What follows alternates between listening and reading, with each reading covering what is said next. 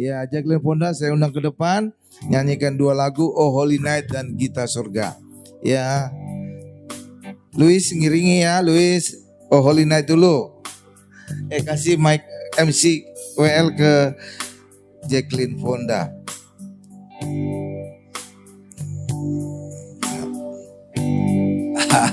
Saya suka suara si Jacqueline ini. Mantap, merdu. Saya lihat tadi, ada dia. Oh, oke lah, langsung ditembak.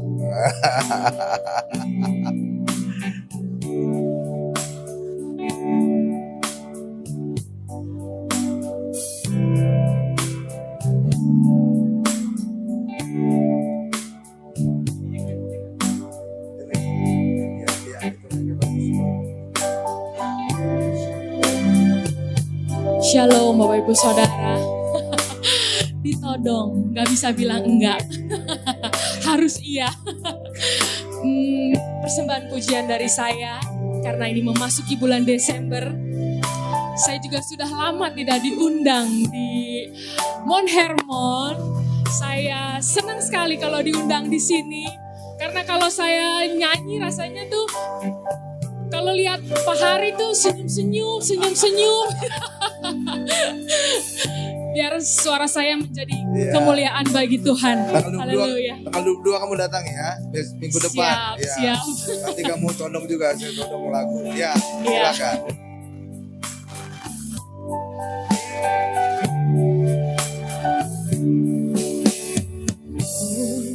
Holy night, the stars are brightly shining. It is the night of our dear Savior's birth.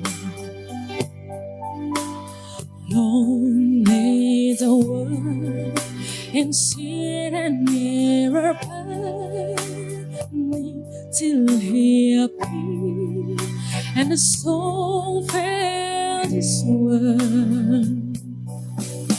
A trail of hope, the weary world rejoices, for yonder reign a new and glorious morn. Fall on your knees, oh hear the angel voices. Oh, night divine, oh, night when Christ was born. Oh, night divine,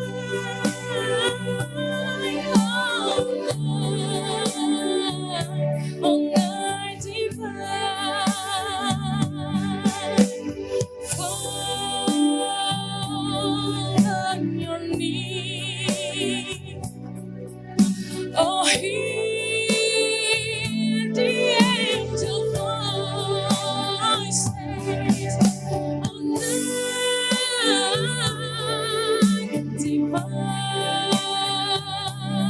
oh night when Christ was born. Oh, night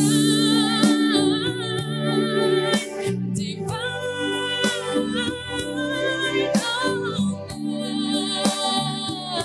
oh, night divine, oh, night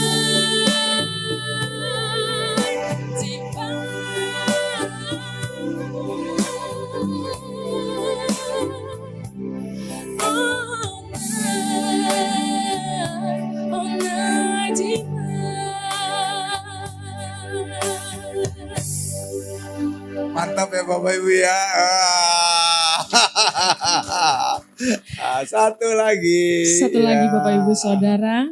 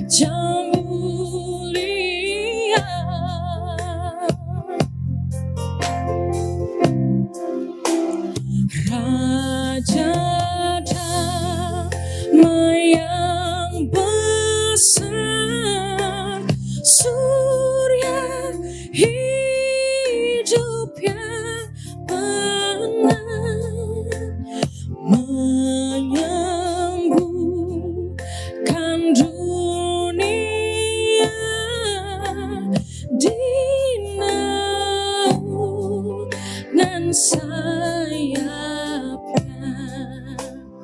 dan memandang dirinya, bahkan mau diterimanya, mahir untuk memberi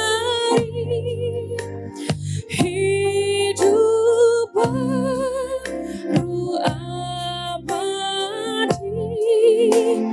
Kita surga penggelam,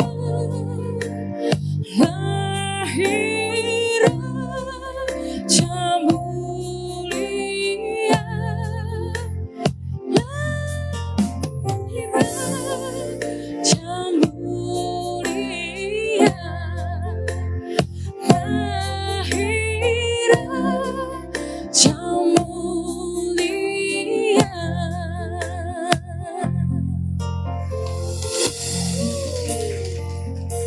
Terima kasih Jacqueline Fonda. Iya Bapak Ibu. Ada dua orang penyanyi yang saya suka. Satu Jacqueline Fonda, satu lagi Bella, istrinya Pak Joyman.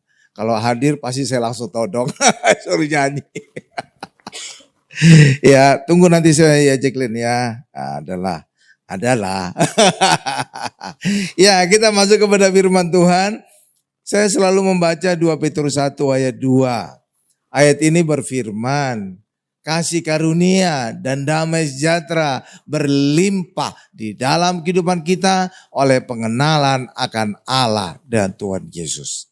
Amin Bapak Ibu, itulah sebabnya saya selalu mengkhotbahkan tentang Allah dan Tuhan Yesus, agar setiap kita yang mendengar, setiap kita yang hadir, setiap kita yang menonton video khotbah ini akan mengalami kelimpahan kasih karunia dan damai sejahtera Allah.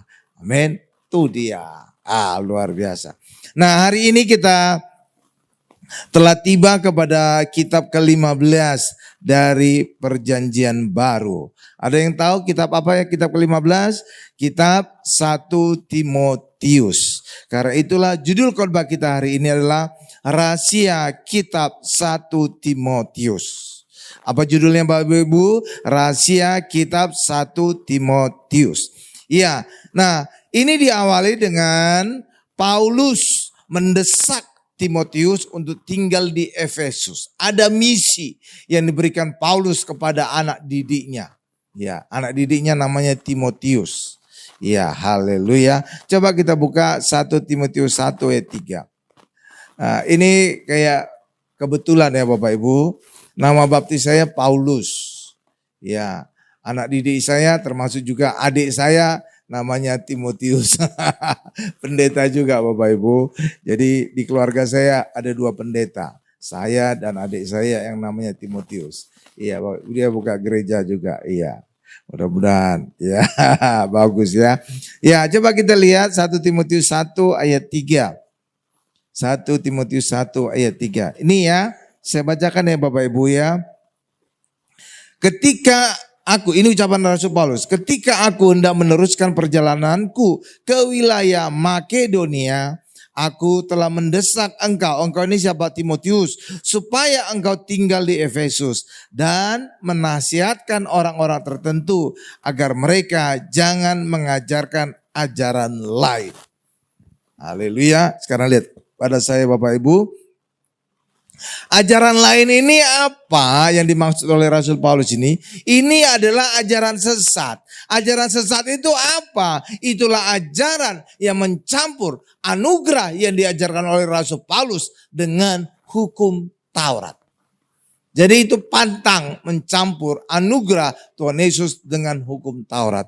Itu dua hal yang berbeda, seperti minyak dan air.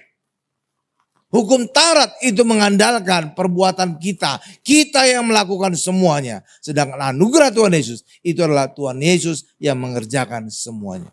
Jadi dua hal yang berbeda ya. Hukum Taurat itu manusia semua yang mengerjakan. Sedangkan anugerah Tuhan Yesus semua yang mengerjakan. Ini dua hal yang berbeda. Enggak boleh dicampur. Iya, kalau dicampur kedua-duanya akan sia-sia. Kedua-duanya akan berantakan. Dan itulah yang diperingatkan oleh Tuhan Yesus.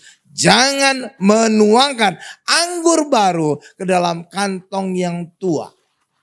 Ya, Tuhan Yesus pernah berkata demikian, Bapak Ibu. Kenapa tidak boleh mencampurkan anggur baru ke dalam kantong yang tua? Karena anggur baru itu akan mengalami fermentasi. Dan anggur baru ketika mengalami fermentasi, dia akan mengembang. Sedangkan kantong tua itu getas, itu rapuh. Jadi ketika ada tekanan dari anggur yang baru yang mengalami fermentasi, maka kantong itu akan pecah, akan robek. Dan ketika robek, maka anggurnya itu akan tumpah. Jadi keduanya menjadi sia-sia. Kantongnya robek, anggurnya tumpah. Jadi nggak ada artinya jadinya Bapak Ibu. Itulah sebabnya Yesus memperingatkan, jangan menuangkan anggur baru ke dalam kantong yang tua. Dan itu punya gambaran, jangan mencampurkan anugerah yang baru ke dalam hukum Taurat yang tua. Kalau dicampurkan, maka keduanya akan berantakan. Karena hukum Taurat mengandalkan perbuatan kita manusia, sedangkan anugerah mengandalkan Tuhan Yesus yang mengerjakan. Jadi dua hal yang berbeda. Amin Bapak Ibu. Iya. Haleluya. Coba kita lihat sekarang 1 Timotius 1 ayat 8 sampai dengan 11. Haleluya. Tapi jangan salah mengerti ya. Orang Kristen bukan berarti tidak melakukan hukum Taurat. Tetap melakukannya. Tetapi hukum Taurat itu dilakukan sebagai buah. Bukan sebagai syarat. Maksudnya gimana Pak? Seperti contoh. Di dalam hukum Taurat ada larangan jangan mencuri. Jangan membunuh. Jangan berzina. Dan banyak lagi. Ada 10. Jadi hukum Taurat itu kita lakukan sebagai buah. Ketika kita di dalam anugerah Yesus, kita sudah dibenarkan. Maka hendaklah kita jangan mencuri, jangan membunuh, jangan berzina. Itu maksudnya jadi buah hukum Taurat. Tapi jangan hukum Taurat ditempatkan di depan. Kita jangan berzina, jangan membunuh supaya kita benar di hadapan Allah. Itu salah. Jadi hukum Taurat itu kita tetap lakukan, tapi sebagai buah. Karena kita sudah benar, maka hendaklah jangan berzina, jangan mencuri, jangan membunuh. Gitu Bapak Ibu, paham ya? Beda ya antara syarat dengan buah. Kalau orang Kristen melakukan hukum Taurat sebagai buah. Jangan berzina, jangan mencuri, jangan membunuh. Itu sebagai buah karena kita sudah benar di hadapan Allah, karena kita di dalam Yesus. Tapi hukum Taurat bukan sebagai syarat. Ketika kita tidak berzina membunuh, maka kita menjadi benar di hadapan Allah. Saudara tidak benar dengan melakukan hukum Taurat, tapi kita orang Kristen benar karena kita percaya dan di dalam Tuhan Yesus. Amin Bapak Ibu. Itu dia. Coba sekarang kita lihat 1 Timotius 1 ayat 8 sampai dengan 11. Mantap. Nggak kerasa kita udah sampai kitab ke-15 dari perjanjian baru Bapak Ibu. Luar biasa ya, perjanjian lama sudah selesai. Injil sudah selesai. Surat-surat, inilah kita sudah masuk. Surat Timotius. Nanti perkiraan saya sudah diinterupsi dengan Natal, Tahun Baru, Maret selesai. Sampai Wahyu. Luar biasa ya. Selesai juga ya satu Alkitab. Oh keren. Walaupun saya korbankan nanti Maret Bapak Ibu, sebenarnya materinya ini sudah selesai beberapa bulan yang lalu. Saya itu biasa gitu. Jadi korbankan sekarang, materi korbannya sudah selesai minimal 3 bulan yang lalu. Gitu. Jadi saya nggak ada itu SKS, sistem kebut semalam, nggak ada itu Bapak Ibu, nggak ada gitu-gituan. Ya, saya pokoknya well prepare, ya udah saya persiapkan. Tapi sehari sebelum saya korbankan, saya review lagi. Kadang-kadang ada catatan tambahan gitu loh Bapak Ibu. Tapi sebenarnya pada dasarnya sudah selesai materinya ya. Luar biasa ya. Ya sekarang 1 Timotius 1 ayat 8 sampai dengan 11 ya. Ini saya bacakan. Atau gantian aja kita ya supaya aktif ya. Saya ayat 8, Bapak Ibu ayat 9. Saya ayat 10, Bapak Ibu ayat 11 ya. Nih saya mulai. Ayat 8. Kita tahu bahwa hukum Taurat itu baik kalau tepat digunakan. Ayat 9 Bapak Ibu.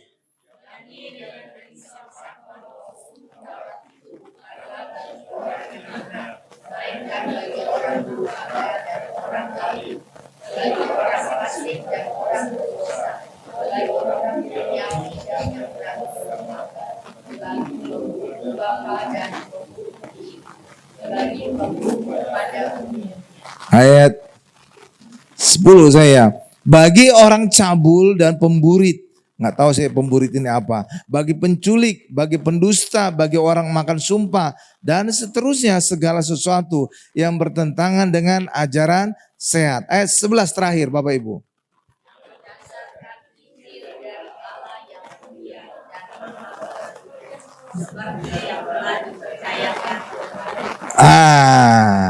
Jadi hukum Taurat itu bukan orang benar, bukan bagi orang benar seperti kita orang benar, bukan. Kenapa bukan bagi orang benar? Karena kita benar bukan karena melakukan hukum Taurat, tapi kita benar karena percaya dan di dalam Yesus. Amin Bapak Ibu. Ya, lalu hukum Taurat itu apa Pak? Itu seperti cermin menunjukkan bahwa orang itu telah berdosa, orang itu telah melakukan banyak kesalahan. Seperti tadi pembunuh, pemburit, segala macam Bapak Ibu. Iya, jadi lewat hukum Taurat mereka, oh saya salah toh. Oh saya berdosa toh. Gitu loh Bapak Ibu. Jadi kayak cermin. Seperti ibu-ibu lah. Pakai cermin untuk apa? Melihat wajahnya. Ada jerawat enggak? Ada flek merah, hitam enggak gitu Bapak Ibu ya. Untuk pakai bedak, lipstik dan segala macam lah. Jadi untuk apa? Untuk melihat wajahnya ada sesuatu masalah enggak? Ketika ada masalah saya harus perbaiki masalah tadi. Gitu loh Bapak Ibu. Jadi hukum Taurat itu demikian. Bagi orang berdosa ketika mereka melihat hukum Taurat maka disitulah mereka tahu mereka itu berdosa. Contoh. Saya tunjukkan aja bukti konkret. Mencuri itu berdosa gak Bapak Ibu? Dari mana saudara tahu? Karena hukum Taurat ada melarang jangan mencuri. Jadi kita bisa tahu kita melakukan sesuatu itu dosa atau tidak dengan membawa hukum Taurat. Mengecek sebagai indikatornya. Gitu loh Bapak Ibu. Ya, membunuh itu berdosa enggak? Berdosa, kenapa? Ada larangan jangan membunuh dalam hukum Taurat. Gitu. Mengingini milik sesama itu berdosa enggak? Dosa. Karena ada larangan dalam hukum Taurat. Jangan mengingini milik sesamamu manusia. Jadi kita tahu tindakan kita itu berdosa atau tidak. Kalau kita membawa hukum Taurat dalam tindakan kita. Mengevaluasi tindakan kita. Barulah kita tahu. Oh ternyata yang saya lakukan ini berdosa. Gitu loh Bapak Ibu. Paham ya? Paham ya? Iya sama seperti saudara juga. Kira-kira lah. Saudara pakai cermin itu kan melihat ada masalah nggak di muka saudara. Ya, kalau saudara nggak pakai cermin, saudara tahu nggak ada masalah di muka saudara? Nggak tahu, kecuali ada orang ngasih tahu. Tuh kamu jerawatan tuh. Tuh muka kamu jerawatan. Sampai nggak ada tempat lagi. Ya kan Bapak Ibu ya. Jadi saudara tahu jerawatan itu kalau pakai cermin. Melihat ada masalah di wajah kita. Hal yang sama juga dengan hukum Taurat. Hukum Taurat itu seperti cermin. Menunjukkan kita ada dosa atau tidak. Paham Bapak Ibu? Nah gitu. Tapi ketika kita tahu kita berdosa atau tidak. Sudah selesai belum masalahnya? Ya enggak. Harus ada koreksi terhadap masalah tadi. Sama seperti juga ketika ibu-ibu melihat di cermin ada jerawat di wajahnya. Apakah dibiarin saja? Enggak. Dipencet kata. Benar kan? Jadi ada tindakan berikutnya. Hal yang sama juga dengan hukum Taurat. Hukum Taurat hanya menunjukkan kita berdosa atau tidak. Tapi hukum Taurat tidak bisa mengkoreksi apa yang kita lakukan salah tadi. Paham Bapak Ibu? Iya, hanya menunjukkan saja. Dan koreksinya bagaimana? Itulah di dalam Tuhan Yesus. Karena hanya Yesuslah yang menjadi penghapus dosa kita. Paham Bapak Ibu? Jadi hukum Taurat itu sengaja ditampilkan Tuhan, sengaja dihadirkan Tuhan di dalam kehidupan manusia. Agar manusia sadar bahwa mereka berdosa dan ketika mereka tahu mereka berdosa, maka mereka sadar aku butuh juru selamat. Ketika mereka butuh juru selamat, disitulah mereka butuh Tuhan Yesus. Paham Bapak Ibu? Makanya hukum Taurat itu hadir sebelum Tuhan Yesus hadir. Karena lewat hukum Taurat itulah orang tahu mereka berdosa. Dan ketika mereka tahu mereka berdosa, maka mereka sadar mereka butuh juru selamat. Paham Bapak Ibu? Coba kalau seandainya orang tidak sadar berdosa. Mereka butuh Yesus enggak? Enggak. Buktinya apa Pak? Buktinya ahli Taurat. Farisi, imam-imam, mereka merasa sudah benar. Kami ini orang benar. Itulah sebabnya tidak ada ahli Taurat, imam-imam ahli Taurat yang datang minta pengampunan dosa kepada Tuhan Yesus. Kenapa? Karena mereka sudah merasa benar. Amin Bapak Ibu. Iya. Itulah sebabnya Bapak Ibu, hukum Taurat itu bukan untuk membenarkan hidup manusia, tapi hukum Taurat untuk menunjukkan bahwa kita orang berdosa. Dan ketika kita orang berdosa, sadar kita berdosa, di saat itulah kita sadar kita perlu Tuhan Yesus yang bisa menebus, menghapuskan dosa kita. Paham Bapak Ibu? Iya, gitu loh Bapak Ibu. Keren ya. Allah itu kerjanya sistematis gitu. Wow, jadi kalau kita sadar betapa luar biasa itu, wah kita makin mantap gitu Bapak Ibu. Wow. Nah, di dalam Timotius ini juga dinyatakan juga masa lalunya Paulus. Paulus itu nama dahulunya adalah Saulus. Dia itu jahat Bapak Ibu. Tapi sebenarnya hatinya bukan jahat. Dia jahat karena salah pemahaman. Dia pikir dia mengejar-ngejar orang Kristen. Dia membunuh orang Kristen. Dia pikir dia itu melakukan, membenarkan ajaran hukum Taurat. Gitu Bapak Ibu. Kayak tetangga sebelah. Mereka ngejar-ngejar kita, bunuh kita. Mereka pikir itu kan dapat pahala ya. Itulah, kira-kira gitulah Rasul Paulus. Jadi dia mengejar-ngejar orang Kristen. Dia bunuh orang Kristen. Karena dia pikir orang Kristen itu ajaran sesat. Harus dibinasakan gitu. Makanya dia membunuh juga Stefanus. Iya kan Bapak? Iya. Karena apa? Dia sebenarnya pikirannya tidak jahat, tapi dia ingin menegakkan hukum Taurat. Tapi rupanya apa yang dia lakukan itu salah. Itulah sebabnya pada saat dia akan mengejar orang Kristen ke Damsyik, di tengah jalan, disitulah Tuhan menjumpai dia sedang naik kuda. Dia jumpai oleh Tuhan, dia jatuh. Pada saat itulah Tuhan menyatakan diri, Saulus, Saulus, mengapa engkau menganiaya aku? Gitu loh Bapak Ibu, ya. Ya, jadi Saulus sebenarnya tidak jahat hatinya. Cuma pemikirannya salah. Dia pikir dia menegakkan kebenaran, tapi justru dia melakukan kesalahan. Amin Bapak Ibu. Iya, karena dia pikir orang Kristen itu ajaran baru, ajaran sesat. Ya, jadi kadang-kadang orang gitu ya, dia pikir dia melakukan kebenaran, nyatanya dia sebenarnya salah pemahaman. Gitulah Bapak Ibu. Itulah yang terjadi dalam kehidupannya Rasul Paulus di masa lalunya. Tapi ketika, dan Tuhan tahu hatinya, itulah sebabnya ketika Saulus saat itu dijumpai Tuhan, maka Tuhan kemudian memakai dia dan namanya berubah menjadi Paulus. Dan dia menjadi, saya bisa katakan, Rasul Perjanjian Baru yang terbesar. Kenapa? Dia menulis 2/3 kitab dalam Perjanjian Baru. Luar biasa kan? Iya, dan dia mendirikan gereja paling banyak dari rasul-rasul lain. Benar, luar biasa kan? Iya, makanya jadi Tuhan bisa melihat hati seseorang. Walaupun awalnya kesannya jahat, tapi sebenarnya hati nggak jahat, cuma salah. Gitu loh Bapak Ibu. Beda ya, salah dengan jahat ya, beda. Ya. Jadi Rasul Paulus itu ditetapkan Tuhan untuk memberitakan Injil kepada orang-orang non-Yahudi. Dan inilah kesepakatan Paulus dengan soko guru Yakobus, Kefas, dan Yohanes. Coba kita lihat ayatnya Galatia 2 ayat 9. Luar biasa nih. Galatia 2 ayat 9. Nih saya bacakan ya. Galatia 2 ayat 9.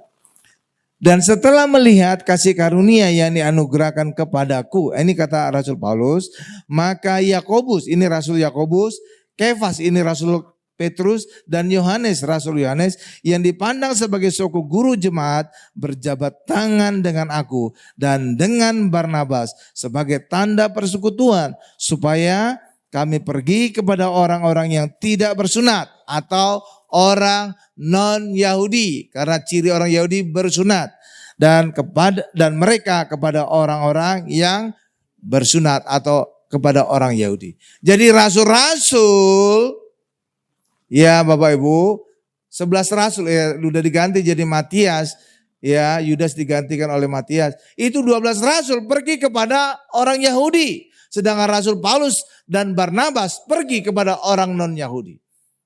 Itulah sebabnya Bapak Ibu, dalam perjanjian baru Alkitab kita kelihatan bukti-bukti bahwa Rasul Paulus mendirikan banyak gereja. Dan itulah lewat surat-suratnya.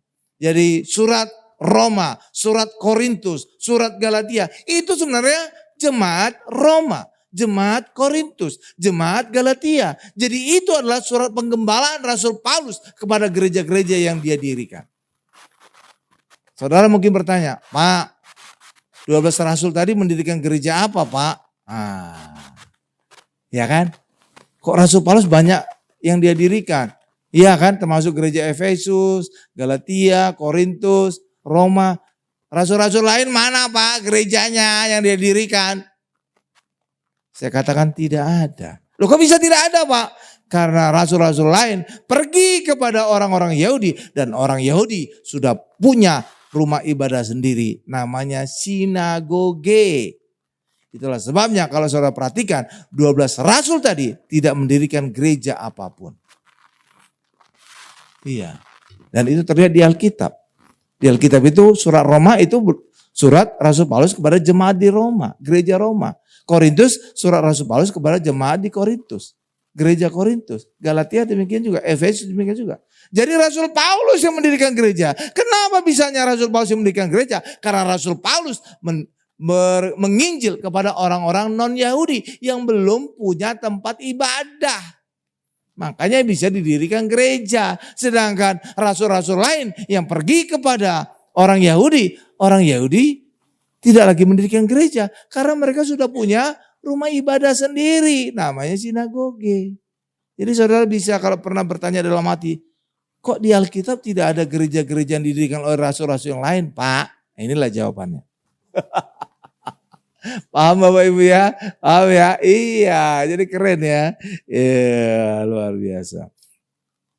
Jadi Rasul Paulus itu mendirikan banyak gereja ya Bapak Ibu ya. Dan itu terlihat dari surat-suratnya. Surat ke Roma itu berarti gereja Roma. Surat Korintus berarti jemaat Korintus. Gereja Korintus. Efesus berarti, tapi ada juga yang bukan gereja kayak surat Timotius yang sekarang ini. Itu surat pribadi Rasul Paulus kepada Timotius, anak asuhnya, anak didiknya. Amin Bapak Ibu ya. Iya. Oh gitu tuh Pak. Iya. Saudara makin pintar ya. Keren. Nah, jadi pada surat Timotius ini Bapak Ibu, Rasul Paulus menuliskan surat untuk disampaikan Timotius kepada jemaat-jemaat. Gitu Bapak Ibu. Tetapi ada beberapa nasihat dari Rasul Paulus itu yang tidak cocok untuk zaman sekarang. Enggak cocok. Mungkin pada masanya Rasul Paulus itu cocok. Ya, tapi zaman sekarang ada beberapa yang tidak cocok. Jadi kita harus menyesuaikan ya Bapak Ibu ya. Ya harus ada sedikit adjustment. Tapi adjustment yang benar-benar masuk akal. Benar-benar bisa diterima. Amin. Kenapa? Alkitab ini kan sudah berumur sekitar 2000 tahun gitu. Ya 2000 tahun pasti ada adjustment. Benar Bapak Ibu ya? Iyalah jangankan ribuan tahun. Accounting aja hanya dalam 1 bulan. Bisa banyak adjustment itu accounting. Akuntansi ya. Kalau kita jurnal gitu, tiba-tiba ada perubahan gitu. Postingnya berubah, itu ada adjustment gitu. Kok ngerti Pak? Ya ngerti lah. Saya dulu kan orang IT. Orang IT itu banyak berhubungan dengan orang accounting pada saat implementasi komputerisasi. Makanya saya ngerti-ngerti accounting Bapak Ibu. Ya, dan istri saya memang bosnya accounting Bapak. Accounting finance. Tapi saya juga ngerti. Oke ya Bapak Ibu ya. Ya, tapi sekarang accounting itu mantap. Kenapa? Sudah komputerisasi. Mulai dari transaksi langsung dia postingannya udah otomatis. Kalau dulu tuh diketik satu-satu sama pegawai stafnya akuntansi gitu, ketik satu-satu, input satu-satu. Kalau sekarang enggak, gitu transaksi langsung masuk jurnal gitu. Nah, kira-kira gitulah. Sekarang pakai banyak program-programnya SAP dan segala macam. Oke Bapak Ibu ya ngertilah. Jadi saya karena apa? Sebelum jadi pendeta saya juga orang IT, jadi ngerti. Keren ya, keren. Bahkan sampai orang pajak aja nggak perlu datang ke perusahaan-perusahaan. Oh, iya, karena apa? Udah otomatis gitu. Jurnalnya, tagihan pajaknya cek, udah otomatis sekarang. Iya, coba saya lihat toko-toko di mall-mall gitu ya. Itu sudah langsung itu link ke bagian pajak. Jadi mereka itu pembayaran pajaknya nggak perlu lagi manual, udah otomatis, kan keren ya. Hebat. Ya gitu loh Bapak Ibu. Nah sekarang ini ada bagian dari nasihat Rasul Paulus, tapi ada beberapa yang tidak sesuai dengan masa sekarang ya. Coba kita buka 1 Timotius 2 ayat 8 sampai dengan 12.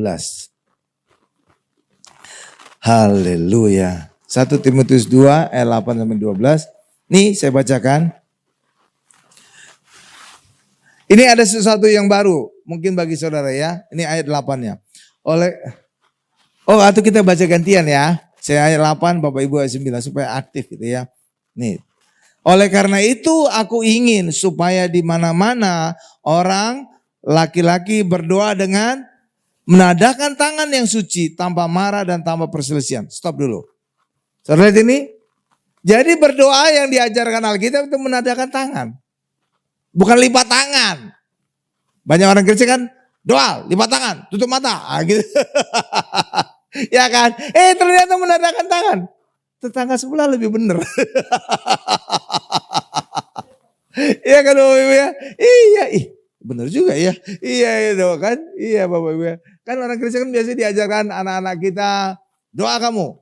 Lipat tangan tutup mata gitu.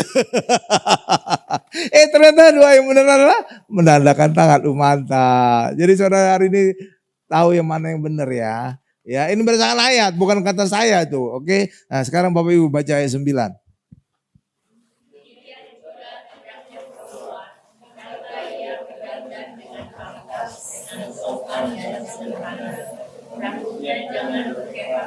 Loh.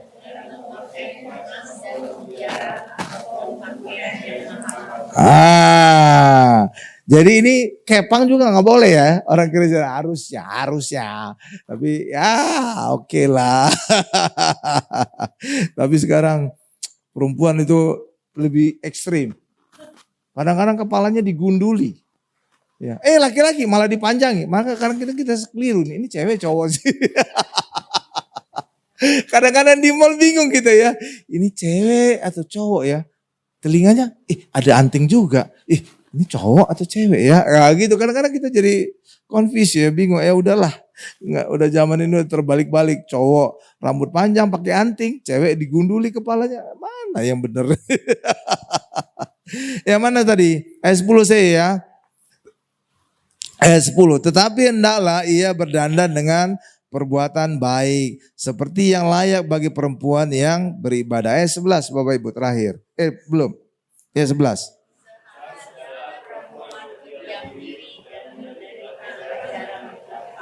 Ayat 12 saya terakhir. Aku tidak mengizinkan perempuan mengajar dan juga tidak mengizinkannya memerintah laki-laki. Hendaklah ia berdiam diri. Ini gak cocok dengan zaman kita ya. Iya kan? Iya. Jadi perempuan gak boleh mengajar. Sekarang banyak dosen yang perempuan. Iya kan? Nah, jadi saudara harus ada adjust ya. Ada penyesuaian ya. Kadang-kadang zamannya Paulus memang ya kayak gitu. Gak boleh mengajar perempuan. Tapi sekarang boleh. Pendeta perempuan juga boleh. Amin Bapak Ibu. Iya di Mormon juga boleh. Kalau di gereja saya yang lama gak boleh Bapak Ibu. Perempuan gak boleh. Bahkan perjamuan kudus juga gak boleh perempuan. Iya, kalau kita asik-asik aja, semua boleh. Kenapa? Karena kita dikuduskan oleh darah Yesus, sehingga kita tidak lagi melihat gender. Oke Bapak Ibu ya? Iya, kenapa di gereja lama saya tidak boleh perempuan perjamuan kudus? Karena katanya ada datang bulan. Apa urusannya datang bulan dengan perjamuan kudus? Ya, iya Bapak Ibu, iya gitu ya. Nah, itulah alasannya, terserahlah. Tapi kalau di gereja Mormon ini boleh. Laki-laki perempuan. Amin Bapak Ibu. Kenapa? Karena kita kudus. Bukan karena apa yang ada dalam diri kita. Tapi kita kudus. Karena oleh darah Yesus yang membasuh kita. Jadi semuanya kita kudus. Semuanya kita layak. Amin Bapak Ibu. Nah. Demikian juga pengajar. Ini boleh aja ya Bapak Ibu ya. Ya. Nah, jadi pada zaman dulu perempuan harus berdiam diri. Yang benar aja. Nggak boleh memimpin lagi. Lah, presiden kita aja perempuan. Ya kan Bapak Ibu ya, pernah kan? Presiden yang kelima. Ya kan? Ada ya? Ada. Jadi ini ayat ya harus kita sesuaikan dengan zamannya lah ya Bapak Ibu ya. Ya, tapi zaman dulu memang gitu. Gitu ya. Agak ini ya. Nah, jadi gitu Bapak Ibu. Jadi perempuan itu ya kalau zaman sekarang itu berbeda dengan zamannya Rasul Paulus. Ya Bapak Ibu. Jadi karena itulah orang Kristen juga harus pandai-pandai membaca ayat. Lihat konteksnya. Lihat juga zamannya. Amin Bapak Ibu ya. Iya. Demikian juga sebenarnya pakai jilbab itu orang Kristen itu harusnya yang pakai jilbab loh perempuan. Karena apa? Karena ada ayat ya Rasul Paulus berkata perempuan itu harus bertutup kepala. Iya Bapak Ibu bertutup kepala. Jadi sebenarnya itu ajaran orang Kristen. Makanya suster-suster di gereja yang lama itu kan ada kan, tutup kepala kan. Iya itu. Jadi ya udahlah. Ya amin Bapak Ibu. Jadi sebenarnya kita demikian. Tapi ya udahlah. Zamannya udah berbeda lah. Ya, kita buka-buka kepala juga nggak apa-apa. Rambutnya bagus gitu. Kalau zaman dulu harus ada tutup kepala gitu Bapak Ibu. Nah sekarang kita lihat ada juga nasihat Rasul Paulus. Syarat-syarat sebagai pengawas jemaat dan diaken. 1 Timotius 3 ayat 1 sampai dengan 13.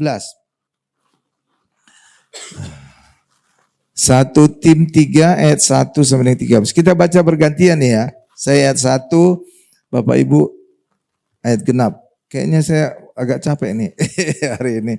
Ya saya duduk aja nggak apa-apa. Oh ya nih. Oke. Ya. Kelihatan saya ya Bapak Ibu ya. Ya ayat 1 saya ya. Benarlah perkataan ini, orang yang menghendaki jabatan penilik jemaat menginginkan pekerjaan yang indah. Ayat 2 Bapak Ibu.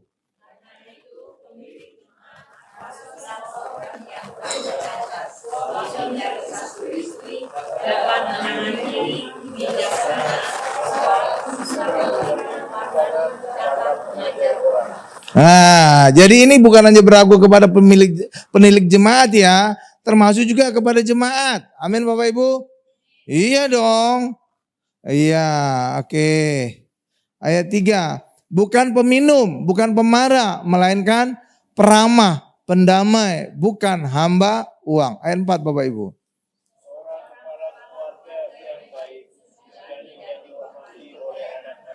Nah, jadi kalau rumah tangganya juga berantakan, broken home, ya jangan pelayanan dulu gitu ya Bapak Ibu ya. Ya jangan memberikan ya teladan yang kurang baik ya Bapak Ibu ya. Karena kadang-kadang ada aja yang nyelekit. Lah ngurus keluarganya jadi nggak bisa, apalagi ngurus jemaat kayak gitu. Kadang-kadang nyelekit ngomongnya. Ya oke ya. Nih saya baca ayat 5-nya. Jikalau seorang tidak tahu mengepalai keluarga sendiri. Ini dia. Bagaimana ia dapat mengurus jemaat Allah? Itu Bapak Ibu. Oke lanjut ayat 6 Bapak Ibu.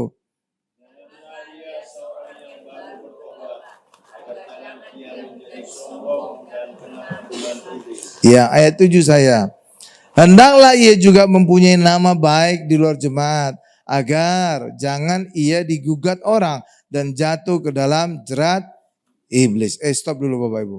Jadi ini ada kejadian di gereja saya yang lama. Ada pendeta Bapak Ibu ya. Lagi khotbah.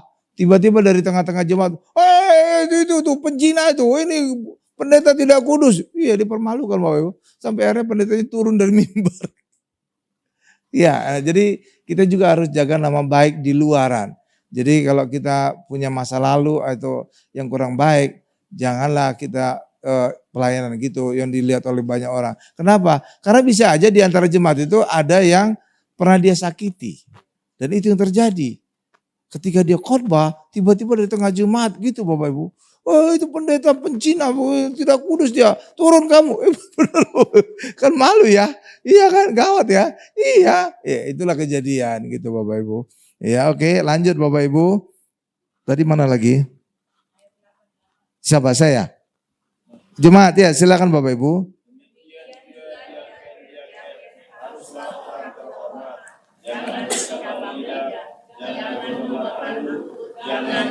Ya, ayat 9 saya. Melainkan orang yang memelihara rahasia iman dalam hati nurani yang suci. Ayat 10 Bapak Ibu.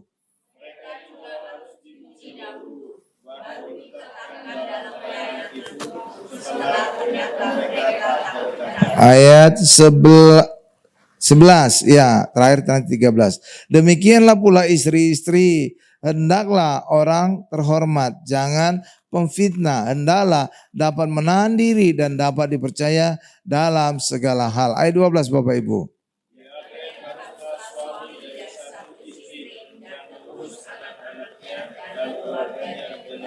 Ya, tapi ini bukan berlaku hanya diaken aja ya, termasuk kita semua orang Kristen ya. Ayat 13 saya terakhir.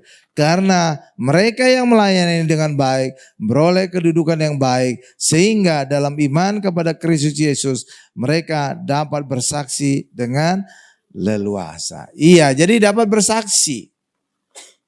Bersaksi kayak gimana Pak? Ini saya kasih contoh konkret ya. Seperti misalkan pendeta, dia bersaksi, dia diberkati. Ya harus dibuktikan juga bahwa hidupnya memang diberkati. Tapi bagaimana dia bersaksi, Tuhan memberkati, dia diberkati, ternyata hidupnya kekurangan. Benar kan Bapak Ibu ya? Jadi gak klop. Makanya juga pernah di gereja lama saya gitu. Ada aja jemaat yang nyelekit gitu Bapak Ibu. Yo, itu pendeta ngomong berkat-berkat, hidupnya aja ngepas-ngepas gitu. Gitu loh Bapak Ibu. Jadi kadang-kadang ada aja gitu ya yang nyelekit yang ngomongnya ya. Iya, tapi puji Tuhan pendeta saudara sudah diberkati. Makanya saya juga khotbah tentang berkat itu mantap gitu. Iya loh, hidup saya juga diberkati. Ya kan saya khotbah, nggak ada yang bisa nyelekit ngomong. Ah kamu ngomong berkat tapi hidup kamu aja ya kekurangan. Nggak ada bisa ngomong saya itu. Ya, hidup saya juga diberkati. Ya amin Bapak Ibu ya. Nah itulah kira-kira bersaksi yang benar-benar sesuai dengan kehidupan si pendeta. Amin Bapak Ibu ya. Jadi jangan juga pendeta berkhotbah, jemaat hendaknya kudus. Ternyata dia itu suka selingkuh. Pendetanya kan ngaco jadinya kan Bapak Ibu kan. Iya kan, jadi nggak sesuai ya antara khotbahnya dengan kesaksian kehidupannya. Jadi harus pendeta itu sesuai. Ketika dia ngomong kudus, benar-benar hidupnya juga kudus. Jangan kudis. Ketika ngomong dia berkat, hidup kita akan diberkati. Hidupnya juga harus ditunjukkan, dia juga diberkati. Jadi sesuai. Jangan ada orang yang nyelikit, ah itu pendeta munafik gitu. Kan jadi rusak jadinya kan Bapak Ibu ya. Rusak ya. Makanya itu juga tadi dikatakan, diaken atau yang pengurus gereja harus juga keluarganya baik. Karena apa? Dia melayani jemaat Tuhan. Bagaimana dia bisa melayani kalau keluarganya juga kurang baik gitu ya Bapak Ibu ya. Kan jadi bukan kesaksian baik ya Bapak Ibu ya. Iya. Ya puji Tuhan ya. Gitu Bapak Ibu. Demikian juga lanjutkan lagi. Paulus juga menyebutkan larangan dari ajaran sesat. 1 Timotius 4 ayat 3 sampai dengan 4. Larangan untuk menikah dan makan makanan haram. Jadi orang Kristen itu boleh menikah. Amin Bapak Ibu. Tetapi tidak semua orang Kristen bisa menikah. Karena menikah itu adalah karunia. Jadi bisa aja ada Tuhan Yesus menyebutkan alasan-alasannya ya. Karena akibat dirinya sendiri, selibat barangkali. Atau juga memang karena memang pada lahirnya dia memang gak bisa menikah. Amin Bapak Ibu. Iya, jadi ada berbagai alasan. Oke, tapi orang Kristen itu boleh menikah. Amin Bapak Ibu. Tapi harus beda jenis. Harus Adam dan Hawa. Jangan Adam dan Robert. Itu. Jangan Hawa dan Putri. Jangan. Harus beda jenis. Karena kita bukan LGBT ya. Amin Bapak Ibu. Iya ya. Jangan sejenis. Harus beda jenis. Adam dan Hawa. Jangan Adam dan Robert. Hawa dan Putri. Oh, itu kacau itu Bapak Ibu ya. Amin. Beda jenis ya. Iya, iyalah.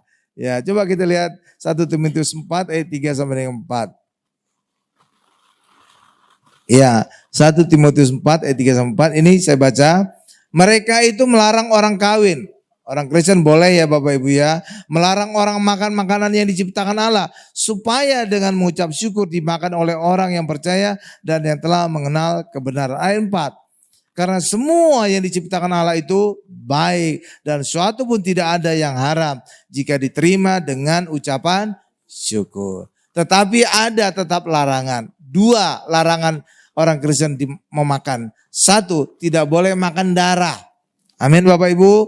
Kenapa? Karena dari kitab perjanjian lama imamat, di dalam darah itu ada nyawa. Makanya orang Kristen tidak boleh makan darah. Bikin darah dogi, darah ayam, darah apapun itu ya. Kenapa? Nyawanya nanti akan masuk ke kita. Jadi kalau saudara suka makan darah dogi, jadi kayak dogi dengan saudara. Galak ya Bapak Ibu ya. Iya. Ya, itu 1.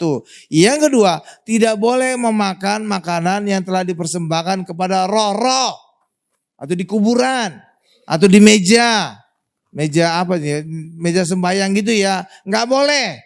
Kenapa? Kalau kita sudah persembahkan kepada roh-roh tadi, maka makanan tadi menjadi milik roh itu. Dan kalau kita makan, roh itu akan masuk ke dalam hidup kita. Kan gawat kan? Iya, karena kan udah kita serahkan kepada roh. Orang menyerahkan roh. Lah kita makan.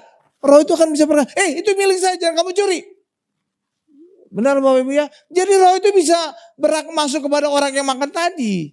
Makanya itu juga sebabnya Daniel tidak memakan makanan dari meja raja. Pada masa pembuangan di Babel. Kenapa? Karena ketika makanan dari meja raja itu sudah dipersembahkan kepada si raja. Jadi kalau si Daniel dan kawan-kawan memakan makanan itu, maka Daniel dan kawan-kawan menjadi milik raja, bukan lagi milik Tuhan. Tuh, paham saudara logikanya gitu? Ya. Jadi itu. Jadi seluruh makanan kita boleh makan, ya Bapak Ibu, kecuali 2. 1, tidak boleh makan darah. Yang kedua, tidak boleh makan makanan yang sudah dipersembahkan kepada roh-roh. Paham Bapak Ibu? Nah, jadi orang Kristen itu kalau tidak menikah itu tidak apa-apa. Karena apa? Pada saat penciptaan, Allah menciptakan langit dan bumi semua baik. Pada saat menciptakan manusia, manusia itu disebut sangat baik. Jadi kalau seandainya kita manusia tidak menikah, kita sudah sangat baik. Ciptaan yang sudah sangat baik. Tapi kalau seandainya menikah, silakan saja. Amin Bapak Ibu? Amin? Iya. Tetapi sebaiknya orang Kristen jangan menyendiri. Dia boleh tidak menikah, tapi dia tinggal dengan abangnya, kakaknya, orang tuanya, oke. Kenapa? Karena orang Kristen tidak boleh dia hidup sendiri. Karena manusia itu makhluk sosial. Dia bisa nanti stres dan pikun. Iya Bapak Ibu? Jadi manusia itu harus interaksi dengan sesamanya. Iya Bapak Ibu, lewat interaksi itulah otaknya tetap bertumbuh, nggak pikun. Iya Bapak Ibu, iya. Jadi kalau orang tua kita udah tua, temani dia. Atau ajak nyanyi, ajak apa. Supaya Pak ada interaksi. Lewat interaksi itu otaknya tetap berjalan. Apalagi kalau dia suka nyanyi. Lewat nyanyi itu apa? Otaknya tetap bisa merekam. Memorinya tetap berjalan. Amin Bapak Ibu ya. Kan dia kan harus ingat lagu-lagu kan. Lah iya kalau nyanyi kan harus ingat lagu-lagu. Dia harus juga ingat musiknya. Dan juga ketika dia nyanyi apalagi diiringi musik. Dia kan harus koordinasi. Sinkronisasi dengan pemain musik. Nggak mungkin pemain musiknya nyanyi A, dia nyanyi B. Wah ngaco itu nyanyi. Kan harus ada sinkronisasi kan. Jadi otak itu jadi terlatih. Selain memori lagu-lagunya, dia juga sinkronisasi dengan orang lain. Jadi otaknya itu gak pikun. Amin Bapak Ibu. Makanya orang tua jangan dibiarkan sendirian. Saudara juga jangan hidup sendiri. Tinggallah dengan abang, kakak atau siapapun. Oke Bapak Ibu ya. Walaupun gak menikah gak apa-apa. Tapi jangan tinggal sendiri. Ya, jangan jadi petapa ya. Saya dulu sempat loh berpikiran jadi petapa. Kok bisa Pak? Iya, karena saya pikir kalau interaksi dengan orang lain saya bisa jatuh dosa gitu loh. Pikiran saya gitu. Saya dulu benar-benar ingin jaga hidup kudus gitu Bapak Ibu ya. Ya hidup kudus, jadi saya nggak ingin interaksi dengan orang lain. Saya tinggal di pegunungan gitu misalkan. Saya jadi penulis saja. Saya nulis, nanti hasil tulisan saya kirim ke majalah, ke koran gitu. Jadi saya nggak perlu meninggalkan tempat saya, baru nanti dibayar lewat transfer. Jadi benar-benar saya tinggal di gunung gitu loh Bapak Ibu. Jadi gak kemana-mana, gak ketemu orang, gak berdosa. Pikiran saya dulu. Amin Bapak Ibu. Ternyata saya kemudian tahu orang Kristen tidak boleh jadi petapa. Kenapa? Karena orang Kristen melekat amanat agung Tuhan Yesus. Kita harus pergi ke segala bangsa. Artinya kita harus pergi ke banyak orang. Amin Bapak Ibu, pergi ke banyak orang. Kalau petapa kan sendirian, bukan pergi ke banyak orang kan? Iya kan? Jadi amanat agung itu melekat kepada diri semua orang Kristen. Jadi kita nggak boleh jadi petapa. Kita harus masuk ke banyak orang, ketemu dengan banyak orang. Untuk apa? Memberitakan Injil, amanat agung Tuhan Yesus. Paham Bapak Ibu? Makanya orang Kristen jangan jadi petapa. Tinggal di rumah aja.